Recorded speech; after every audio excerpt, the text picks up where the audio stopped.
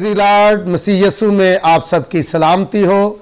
और व्यूअर्स, उम्मीद करते हैं कि गुज़रा हफ्ता आपके लिए बाइस बरकत हुआ होगा और उम्मीद ये भी करते हैं कि आप तंदुरुस्त होंगे, सलामत होंगे और खुदावंद हमेशा आपके साथ हो, आपकी मदद करे।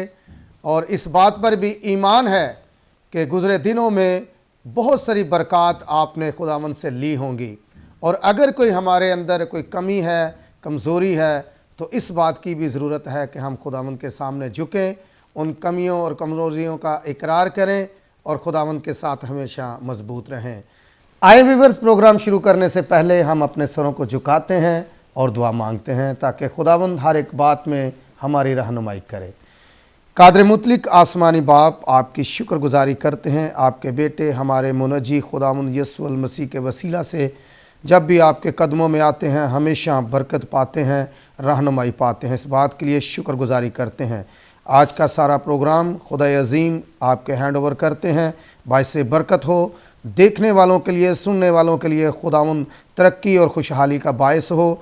आज आपके खादम के साथ खुदावंद तेरी रहनुमाई चाहते हैं, तेरी खादमा के साथ आपकी रहनुमाई चाहते हैं। खुदा अज़ीम जुलजलाल बादशाह, वो जो कुछ भी बोलें हम सब के लिए तरक्की का बायस हो। सुनने वाले और देखने वालों के लिए खुदावंद आज बढ़ोतरी का, तसल्ली का, शादमानी का और तरक्की का बायस ये प्रोग्राम बने। हम सब के साथ हो, शुरू से लेकर आखिर तक हमारी मदद कीजिए। सब कुछ मांग लेते हैं आपके पाक और मुहीब नाम की खातिर, आमीन।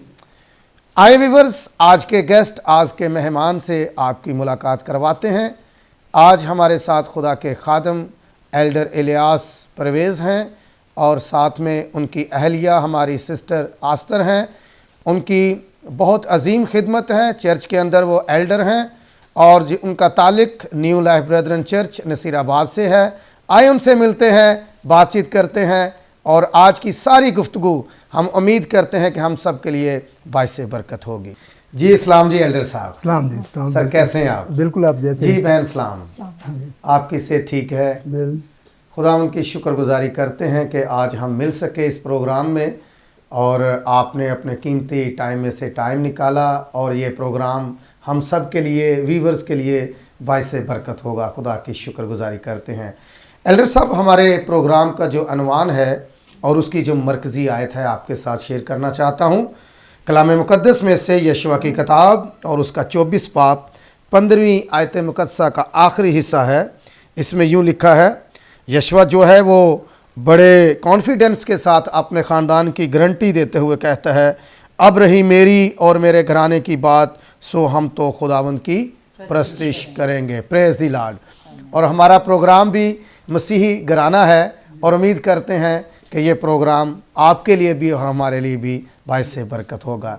एल्डर साहब, बातें चलती रहेंगी, लेकिन सबसे पहले हमारे व्यूअर्स सुनना चाहते हैं कि मसीह खुदावंद को आपने कैसे कबूल किया। इससे पहले सर मैं आपको अपनी टेस्टमनी शेयर आपके साथ करूं। सबसे पहले तो मैं जीएस का ये टीवी चैनल का थैंकफुल करता हूं आल टीम दा के कैमरामैन का और इंजीनियर का कि जिन्होंने हमें इनवाइट किया। तो हमारे लिए ये ब्लेसफुल बात है कि हम आज यहाँ मौजूद हैं और आपके साथ बात शेयर करने लगे हैं। Praise the Lord. तो सबसे पहले तो ये बात है सर कि I born in Christian family. Fortunately कि इससे पहले कि हमारे आबो जदा भी जो थे वो क्रिश्चियन थे, तो हमारी वेन में जो ब्लड रिलेशन हो रही है वो हमारे खुदा यीशु मसीह की है। तो हमने जब आंख खोली तो हमें तो क्रिश्चियन फैमिली में जब पाया गया तो हमें पता है हमारा मज़हब, हमारा रिलीजन सिर्फ क्रिश्चियन है। तो हमारे अबूजदा जो है बहुत बैकवर्ड इलाका था। तो हमें इतनी एजुकेशन, गरीब लोग थे, वेरी पुअर थे, एजुकेटर नहीं थे एजुकेटर। तो हमें इंटरेस्ट भी नहीं था कि हम स्पिरिचुअल लाइफ में आगे बढ़ सके। रूहानी तौर पर हमने बिल्कुल नहीं था। और हमारे यहाँ जो पास्टर आते थे वो 15 डेज के बाद या 1 मंथ के बाद चर्च में आते थे और हमें इतना शौक नहीं था। तो उसके बाद हमें स्टेप बाय स्टेप जब हमारी एज ग्रोथ करती गई, जब 25 ईयर के हुए तो हमें बिल्कुल ही नहीं पता था कि व्हाट इज द मसीहत। तो basically my work is I am taxi driver and heavy driver. तो I am driving to the van. तो जब कभी ईस्टर होती या बड़ा दिन होता तो मुझे रियली आप बिलीव करें कि मुझे कुछ पता नहीं था कि यार आज हमारा बड़ा दिन है, जब आज ईस्टर है। उस वक्त दौर था, रूहानी तौर पर आप खुदा से बहुत दूर थे। बहुत दूर थे। आपका कहने का मतलब ये है कि रूहानी तौर पर आपके जो पासबान थे, जो आपके गांव में आते थे, उन्होंने भी आपको इतना मजबूत ना किया, नहीं किया, और आपको इतना कॉन्सेप्ट नहीं था कि आज क्रिसमस है या ईस्टर है, आप खुदा के घर में जाएं, उसकी इबादत करें। Yes. आप ये कहना चाहते हैं? जी Yes. प्लीज जारी रखिए। तो एक्चुअली जब उस वक्त दौर था, कंप्यूटर दौर नहीं था, रेडियो का दौर था। तो मैं रेडियो लगाता होता था गाड़ी में, वैन में। तो जब कभी कोई गीत लगना तो फिर मुझे थोड़ी सी समझ नहीं हुई, आज तो यार हमारी ईस्टर है, हाँ। आज बड़ा दिन है। लेकिन मुझे बिल्कुल पता नहीं था। तो मैं बहुत ही ज़्यादा सिन में इन्वॉल्व था कि मुझे इन चीज़ों का कोई इंटरेस्ट नहीं था। घर का माहौल कैसा था? घर का माहौल गुड था, क्योंकि माय फादर अवेयरनेस घर वालों को थी कि जब कोई इवेंट हमारा आता तो वो आपको गाइड कर पाते कि ये हमारा इवेंट है, आपने इसे एंजॉय करना है, चर्च जाना है। इतनी अवेयरनेस थी आपके खानदान में? एक्चुअली मैं जब माय एज 20 ईयर हुई तो मैं आउट ऑफ डोर हो गया, घर से दूर हो गए, आप अलग हो गए। जी। तो my father is teacher, my brother is teacher, my sister is teacher, but I am no understand to the education. तो मुझे और इंटरेस्ट भी नहीं थी एजुकेशन की। मेरे वालिदैन, मेरे पेरेंट्स जो बहुत सारा मुझे फॉलो कर रहे थे कि यार तुम पढ़ो। तो मुझे शौक था ओनली फॉर ड्राइविंग। तो मैं घर से बाहर निकल गया, तो मैंने ड्राइविंग शुरू कर दी। बहुत ज़्यादा पूरा पाकिस्तान मैंने बाई रोड जो है ना वो विजिट किया हुआ है। मेरे पास बड़ी गाड़ी थी। यानी 20 साल की उम्र से आपने ये स्टार्ट किया? ये स्टार्ट किया। तो वन डे मैं एक सिस्टर थी, उसका नाम था एल्का। वो मुझे ले गई चर्च राजा बाजार में। तो कहती उधर एक सेमिनार हो रहा है भाई, आप ज़रूर चलें। जब मैं राजा बाजार में गया तो बहुत अच्छी मैंने प्रस्तुति देखी, बहुत अच्छा गाया। एक आरफ भट्टी था, वो गीत गाते थे, जो मसीही हमारे परस्तार हैं, जी खुदा के खादम पास्टर आरफ भट्टी साहब। जी हाँ। तो वो वर्शिपर थे, वहाँ वर्शिप पर इबादत कर रहे थे और वो खुदा के कलाम की और खुदा के उस वर्शिप कर रहे थे। जी, प्रेज़ द लॉर्ड। यस। आपने उनको सुना? तो एक्चुअली जब थोड़ा सा मुझे शौक पैदा हुआ तो मैंने ये कलाम थोड़ा थोड़ा पढ़ना लगा, लेकिन मेरे अंदर इंटरेस्ट नहीं थी और मुझे पढ़ना भी नहीं आता था, क्योंकि आई हैव नो एजुकेशन। तो मैंने थोड़ा थोड़ा पढ़ना शुरू कर दिया किसी से गाइडेंस लेके। लेकिन मैं नस्वार भी खाता था और भी नशा करता था। लेकिन जब मैं थोड़ा थोड़ा पैदाइश की किताब दी बुक ऑफ जेनेसिस में मैंने ये चैप्टर नंबर 4 में पढ़ा, उसकी फर्स्ट 15 वर्स मैंने रीड की, तो मुझे पता लगा तो खुदा तो बुला लेता है, खुदा आवाज देता है। जिस तरह उसने फर्स्ट टाइम अगर जब आदम को खुदा ने एडवाइस दी कि you can eat everything located in the garden but you are strictly prohibited to eat this fruit, तो उसने वो गुनाह कर लिया, आउट ऑफ बाग हो गया, गार्डन हो गया। तो खुदा ने फिर उसको आवाज दी, आदम वेयर आर यू। इसी तरह अगर आप chapter the book of genesis में पढ़ते हैं, 4 चैप्टर पढ़ते हैं, तो कहन और हाबिल की स्टोरी आपको वहां मिलेगी। तो खुदा कहन से क्वेश्चन कर रहा है, वेयर इज योर ब्रदर, तेरा भरा किथे वे? तेरा भरा किथे वे। इसी तरह जब हम भी सिन में इन्वॉल्व थे तो खुदा ने हमें आवाज दी, वेयर आर यू लियास, आप किधर? आई लिसन टू, लेकिन आई एम नो अंडरस्टैंड। मुझे आवाज आई लेकिन मैं समझ नहीं सका। तो मैंने अपना एक टाइम टेबल बना लिया, morning, evening and evening 2 time मैंने प्रेयर करनी शुरू कर दी। जब मैं प्रेयर करता गया तो मुझे ऐसा लग रहा था कोई जैसे कोई चीज मुझे झंझोड़ रही है, जो टच कर रही है। फिर मुझे गैर जुबान आ गई, लेकिन मुझे उस गैर जुबान का भी पता नहीं चला कि यार ये गैर जुबान क्या है। मैं दुआ कर रहा हूँ, मेरी दुआ जो है वो मुझसे कहीं नहीं जा रही। खुदा ने आपको छूना शुरू किया, खुदा के रूह ने आपको छूना शुरू किया और खुदा आपको मजबूत करना चाहता था। यस, रूहों की निजात के लिए खड़ा करना चाहता था। एग्जैक्टली। जी प्लीज। तो इसी तरह मैं स्टेप बाय स्टेप आगे बढ़ता गया। तो फिर मैं बैरिया टाउन में एक बंगले की गाड़ी चलाता था। तो मेरी वाइफ ने मुझे कहना करा चर्च जाओ। मैंने बोला यार मेरी आज ड्यूटी है, मैं कभी चर्च नहीं गया था।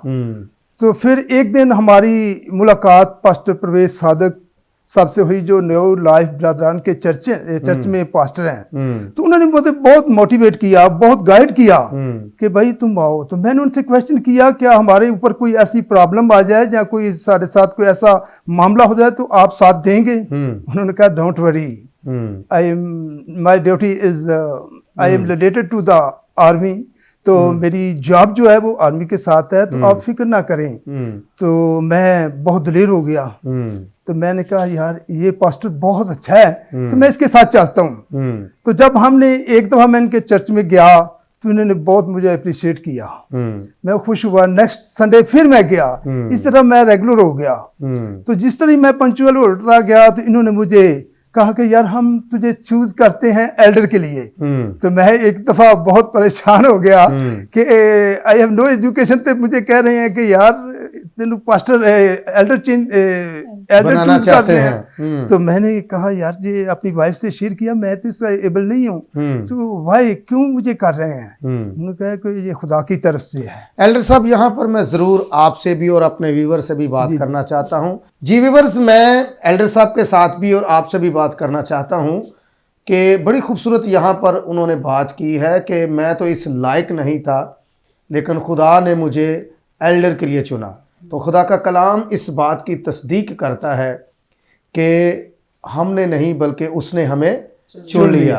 और फिर हम दुनिया के निकम्मे और हकीर बेवजूद लोग थे, हमारी कोई ना वैल्यू थी ना हमारी कोई पहचान थी। ये सब और सब यीशु मसीह के नाम को जलाल है कि वो हमें अपने जलाल के लिए एल्डर साहब चुनता है। ये उसकी शुक्रगुजारी है। जी प्लीज़। इसी तरह पास्टर साहब ने हमें गाइड करते गए।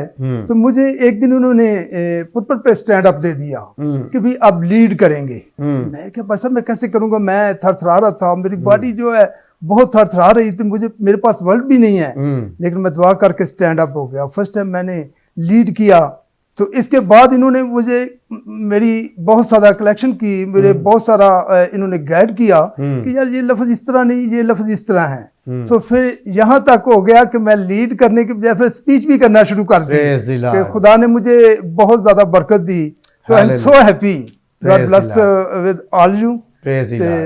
इसी तरह हम आगे चलते गए। दिस इज माय ये बड़ी खुशी की बात है कि खुदा ने आपको चुन लिया और आप नावाकिफ थे। बेशक एक मसीही घराने में पैदा होने के बावजूद भी आप मसीह से नावाकिफ थे। लेकिन मसीह जो है वो अपनी पहचान करवाता भी है और अपने लोगों की भी पहचान करवाता है कि अगर मेरे मसीही लोग हैं तो वो सामने आए। जो खुदा के चुनीदा लोग होते हैं खुदा उन्हें भीड़ में से भी निकाल कर ले आता है। Praise the Lord. जी सिस्टर एस्टर से भी मैं पूछना चाहूँगी कि आपकी लाइफ भी जो है वो मैंने सुना कि आप मसीही घराने से और एक ऐसे मसीही घराने से हैं कि आपके जो पापा हैं वो भी, तो मैं आपकी ज़ुबानी सुनना चाहती हूँ कि आपकी शख्सी गवाही क्या है और आपने यीशु मसीह को कैसे कबूल किया, मुझे आप बताइए। हाँ जी, बाजी मेरे अब्बू एल्डर थे। वो उनका ये काम होता था कि वो सुबह सवेरे उठते और माइक पकड़ते थे, लोगों को बेदार करते थे।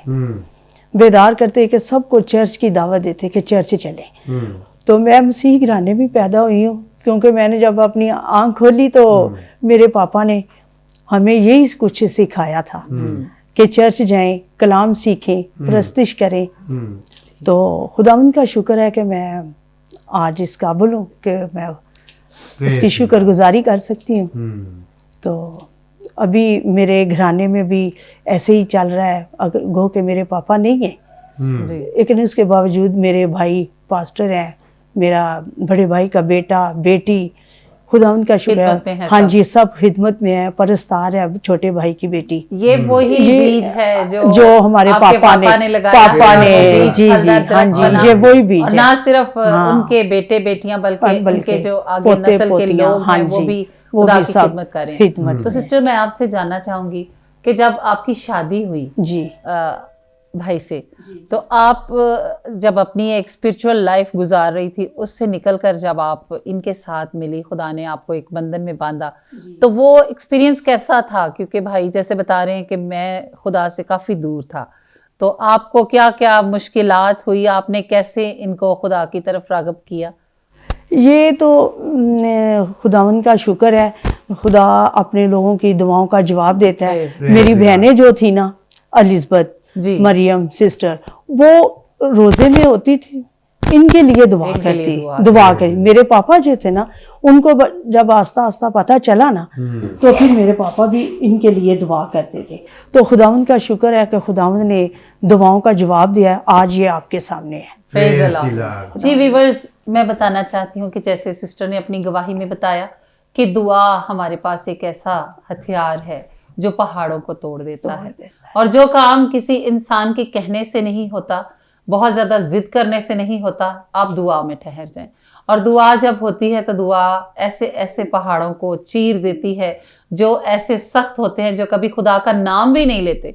लेकिन देखें, ये आज आपके सामने एक बड़ी गवाही है, एक बड़ा सबूत है इन दोनों की ज़िंदगी कि किस तरह से उन्होंने खुदा के सामने दुआ में रखा और भाई को खुदा ने किस तरह से तब्दील किया, और वो आज एक चर्च में एक लीडर की सूरत में है। क्योंकि जब खुदा ने आपको एल्डर चुना है तो आप एज अ एक लीडर की सूरत में हैं। जैसे भाई ने बताया कि मैं लीड करता हूँ, मैं बहुत सारे लोगों के साथ बातचीत करता हूँ, और भाई बार बार मुझे ये बता रहे थे कि मेरी एजुकेशन नहीं है। मुझे सुन के बड़ा अजीब लग रहा था कि इंग्लिश तो वो बहुत अच्छी बोल रहे हैं, बेशक कुछ अल्फाज जैसे भी हैं, लेकिन आपका तलफ़ुज़ जो है, आपकी इंग्लिश जो है, वो अनपढ़ लोगों की तरह तो लग ही नहीं रही, आप तो एजुकेटेड लग रहे हैं। ये भी खुदा की तरफ से है। भाई मैं आपसे पूछना चाहूंगी कि आप बाइबल को रीड कर लेते हैं, कुछ लिख लेते हैं आप, या किस तरीके से?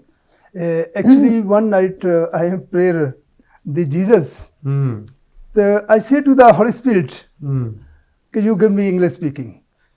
Really believe करें कि उसी वक्त मुझे खुद ब खुद इंग्लिश के वर्ड आना शुरू हो गया। आई हैव नो टीचर, मैंने कोई टीचर नहीं चुना हुआ, तो मैं इंग्लिश बाइबल भी रीड कर लेता हूँ। अभी जो अमसाल की किताबें मैं रीड कर रहा हूँ, बाकी नया ऐदनामा मैं कंप्लीटली इंग्लिश में जो है फिनिश कर लिया है। अभी मैं पुराने ऐदनामे में हूँ, तो मैं रीड कर रहा हूँ इंग्लिश भी और उर्दू भी। ये my best teacher is Holi spirit. Praise the Lord. Elder साहब, हमारे पाकिस्तान में जब एजुकेशन की बात करते हैं तो हमारी न्यू जनरेशन जो है, ये क्रिश्चियनिटी के अंदर वो ज़्यादातर तालीमी शोबे में नहीं, तालीम हासिल नहीं करती, जिसकी वजह से हमारी कम्युनिटी को बहुत सारे मसाइल हैं। अच्छी जॉब्स नहीं मिलती, अच्छी जगह पर हमें सेटअप नहीं मिलता, या हम स्टैंड अप नहीं हो पाते। तो इसके लिए आप क्या समझते हैं कि हमें क्या करने की ज़रूरत है न्यू जनरेशन के लिए?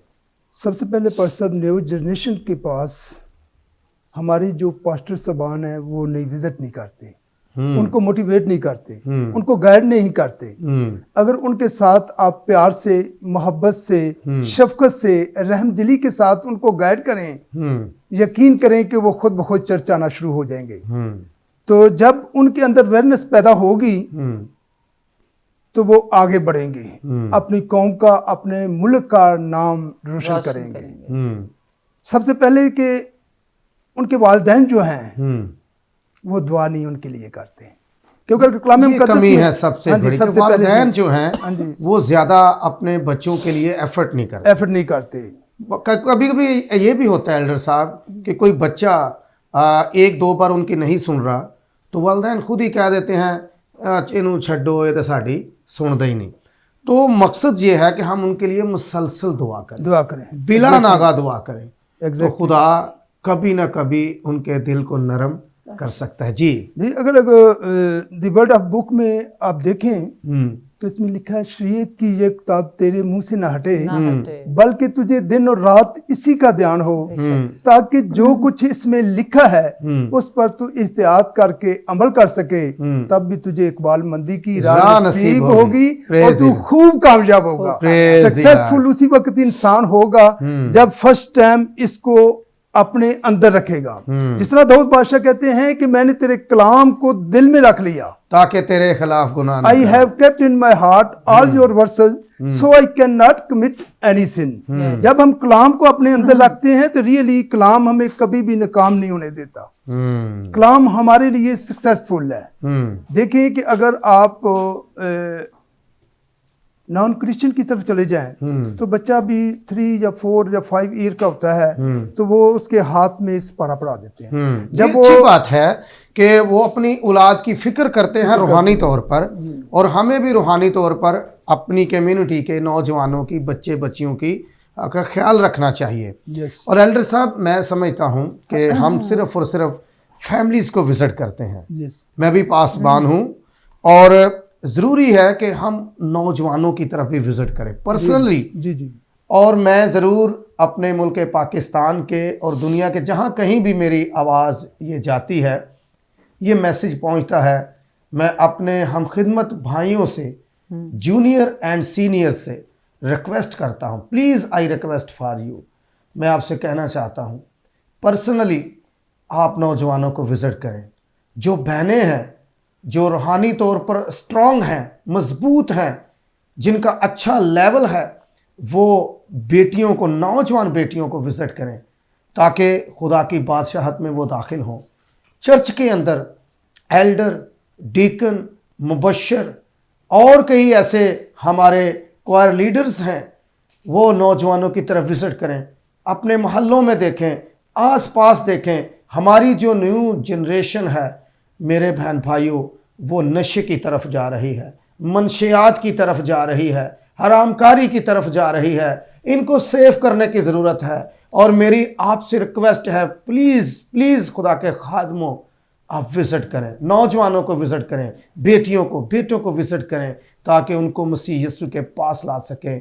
कलाम में लिखा है फसल तो बहुत है, मजदूर एल्डर साहब जी जी थोड़े हैं, इसलिए हमें वर्क करने की ज़रूरत है। जी, आप फरमा रहे थे। जी, तो मैं कह रहा था कि अगर हम बच्चों को, नई जनरेशन को मोटिवेट करें, उनको कोई ना कोई ऐसा काम दें कि भी आए मैं आपको हारमोनियम सिखाता हूँ, आए मैं आपको तबला प्ले सिखाता हूँ, या मैं आपको ये सिखाता हूँ, उनका इंटरेस्ट बढ़ेगा। जब आप उस स्टेप बाय स्टेप उनको लेकर आएंगे तो वो चर्च के लिए काम करेंगे, अपनी कौम के लिए काम करेंगे, अपनी फैमिली के लिए काम करेंगे, अपने मुल्क के लिए काम करेंगे। तो जब कौमें उस वक्त तरक्की करती हैं जबकि उनके अंदर एजुकेशन होती है। आपके कहने का मतलब ये है कि उनकी एबिलिटीज़ के मुताबिक हमें उन्हें वर्क देने की ज़रूरत है, राइट, ताकि वो मसरूफ़ रहें। यस, क्योंकि खेत के अंदर रोज़ाना काम करना है ना। कम और लिखा है जंग हो रही थी और एक दिन दाऊद जो है वो जंग पे नहीं गया, काम पे नहीं गया। यानी काम पे जाने की ये ज़रूरी है कि खुदा का बंदा जो है हर वक्त अपने काम में मजबूत रहे और वफादार रहे। एक दिन वो काम पर नहीं गया, यानी जंग पर नहीं गया, तो उससे क्या हो गया? गुनाह हो गया, गुनाह हो गया, वो खुदा से दूर हो गया, उसे पछताना पड़ा। अगर हम एक दिन वर्क नहीं करेंगे तो कितनी कमी आएगी।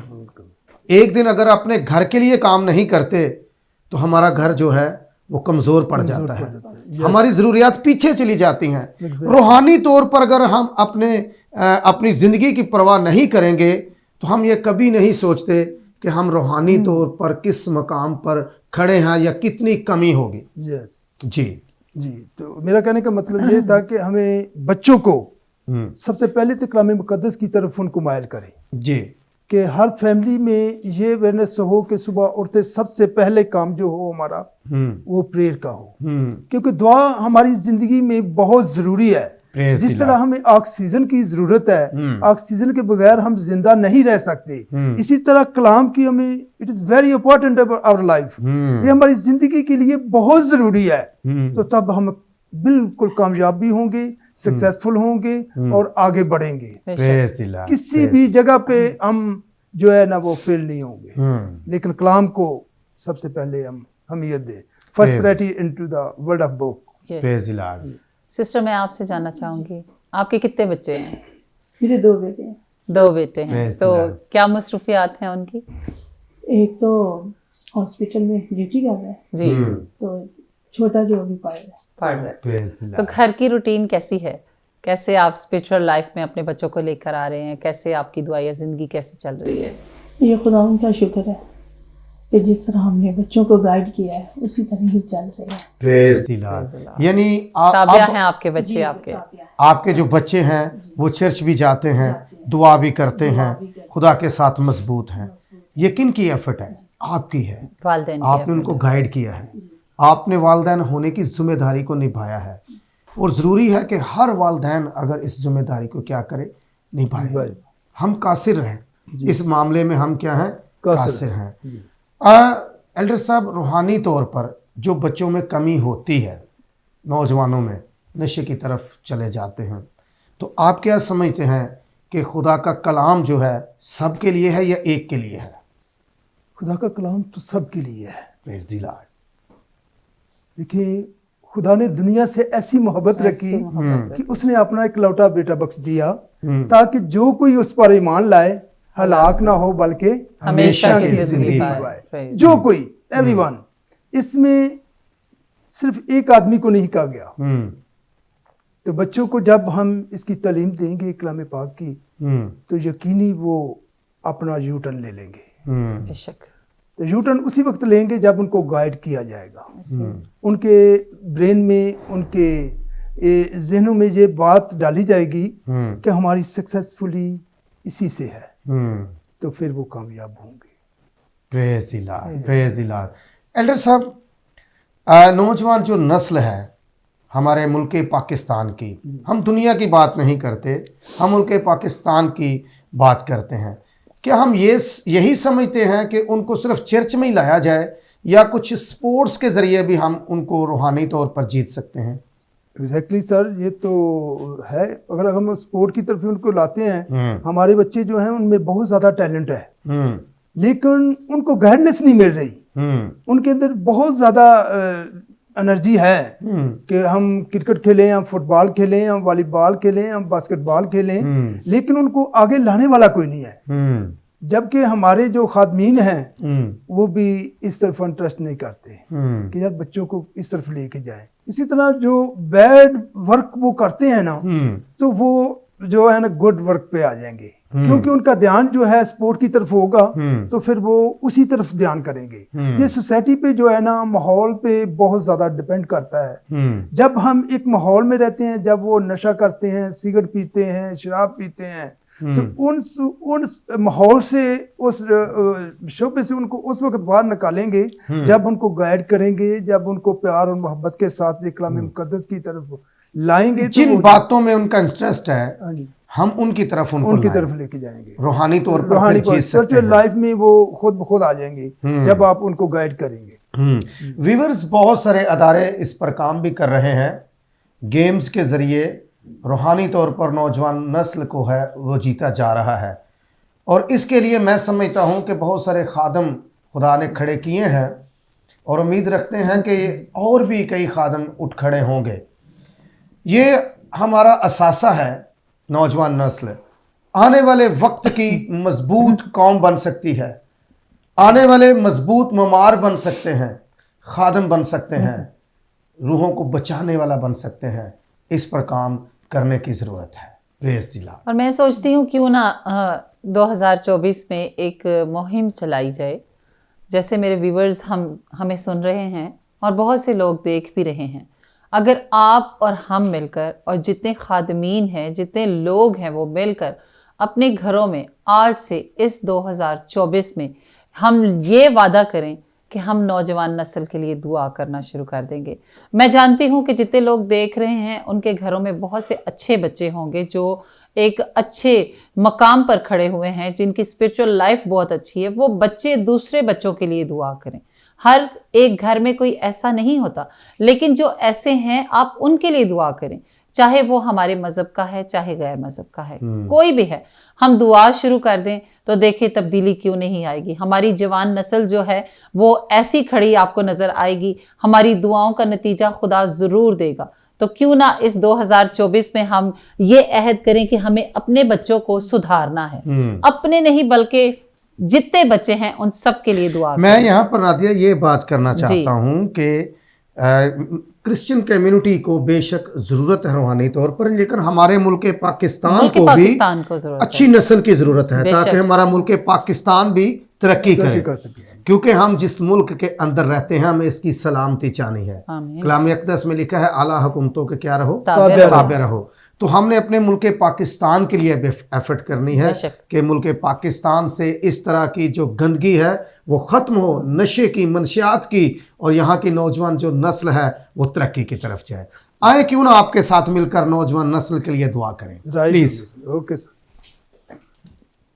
Praise the Lord, glory Jesus, thank you God, thank you Lord. तेरा शुक्र, तेरी तारीफ करते हैं इस वक्त के लिए, इस घड़ी के लिए, इन लम्हात के लिए जो आज दोपहर तुम हमारी ज़िंदगी में बख्शे हैं। हम इस लायक, इस काबिल नहीं थे। तेरा रहम, तेरा फजल, तेरी मोहब्बत, तेरी शफकत, तेरी रहम दिली है कि तू आज तक हमें संभाले रखे है। कादर मुतलक खुदावंद, खास तौर पर नई जनरेशन के लिए हम दुआ करते हैं, इन्हें अकल, दनाई, फहम, ताकत, हिकमत दे, ताकि ये अपने मुल्क की बागडोर को अच्छे तरीके से संभाल सकन और अपनी कौम के लिए ये इज्जतदार शामिल हो साबित हो सकन। तेरा शुक्र करते हैं। आज से हम ये प्रॉमिस करते हैं कि अपनी नई नस्ल के लिए, इन बच्चों के लिए, कि जिस तरह अपने कदो क़दामत में बढ़ रहे हैं, तेरे कलाम मुक़द्दस में बढ़ें, ताकि ये तेरे नाम को रोशन कर सकें, तेरे नाम को इज्जत और जलाल दे सकें। मांगते तेरे जिंदा जलाली मीठे और प्यारे नाम में, आमीन आमीन। एल्डर साहब, दिल तो कर रहा है कि ये जो बातें हैं हमारी जारी रहें। हाँ जी, लेकिन हमारा जो प्रोग्राम है वो इख्तिताम की तरफ जा रहा है। मैं आपका शुक्रगुजार हूँ, आपका शुक्रगुजार हूँ कि आपने कीमती वक्त निकाला और प्रोग्राम में आए, और आपकी खूबसूरत जो गवाहियाँ हैं और बातें हैं हमारे व्यूवर्स के लिए वो बाइसे बरकत हैं। खुदावंद आपको बरकत दे और खुदावंद की खिदमत इसी तरह करते रहें रूहों की निजात के लिए। Praise the Lord. Okay sir, thank you so much. ख़ास तौर पर हम हमारी बेस्ट विशेज है बिशप पलूस मसीह के साथ और GSTV के साथ हमेशा हमारी दुआएं रहें कि खुदा इनको कायम और दायम रखें और हमारे लिए ये डेवलपिंग का बेस बनते रहें। Praise the Lord. जी व्यूअर्स, उम्मीद करते हैं कि आज का प्रोग्राम हम सब के लिए बाइसे बरकत हुआ है। इसके लिए खुदावंद की शुक्रगुजारी करते हैं। फिर एक नए प्रोग्राम के साथ, नए गेस्ट के साथ आइंदा हफ्ते आपकी खिदमत में दोबारा हम हाजिर होंगे। उस वक्त के लिए हमें इजाज़त दीजिए। देखते रहिए GSTV। God bless you, all of you.